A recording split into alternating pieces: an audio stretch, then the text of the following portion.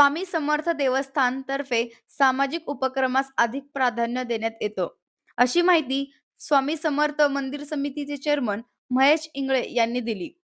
The news plus चॅनलचे संचालक तात्यासाहेब पवार, त्यांच्या धर्मपत्नी अंजली पवार, मुलगा दिग्विजय आणि मुलगी स्नेहल यांचा स्वामी समर्थ मंदिर समितीच्या वतीने चेअरमन महेश इंगळे यांच्या हस्ते सत्कार करण्यात आला. त्यावेळी श्री स्वामी समर्थ देवस्थानच्या उपक्रमाबाबत माहिती देताना इंगळे बोलत होते. नमस्कार. श्री स्वामी समर्थ. आपल्याला सर्वांना माहीतच आहे की लाखो भक्तांचं श्रद्धास्थान असलेलं श्री वटवृक्ष स्वामी समर्थांचं मंदिर आहे.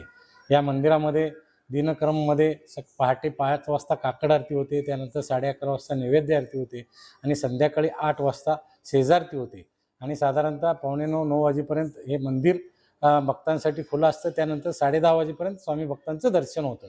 त्यानंतर दर गुरुवारी परंपरेप्रमाणे दर गुरुवारी 8 ते 10 या वेळेमध्ये पालखी सोहळा मंदिरातल्या मंदिरात दर गुरुवारी असतो. तसेच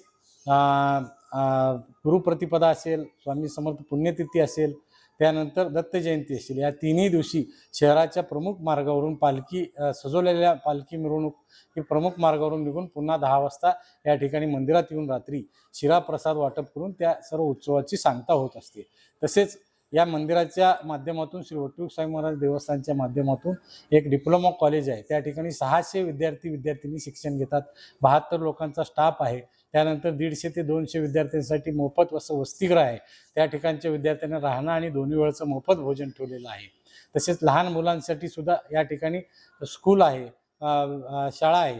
तसेच एक दवाखाना आहे अद्ययावत असा. त्या ठिकाणी OPD चालते. त्यामध्ये डेंटल OPD असेल, नेत्र विभाग असेल, जनरल OPD असेल, विविध शिबिरे त्या ठिकाणी आरोग्यविषयक शिबिरे घेतली जातात.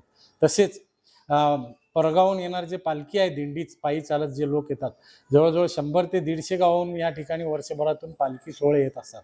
त्यांच्या सर्व पालखी ठेवण्याची जागा असेल, त्यांना सर्व भोजन महाप्रसाद असेल, त्या ठिकाणी मुक्कामाची सोयी पूर्णपणे मोफत श्री वटवृक्ष स्वामी महाराज देवस्थानच्या वतीने करण्यात आलेली आहे.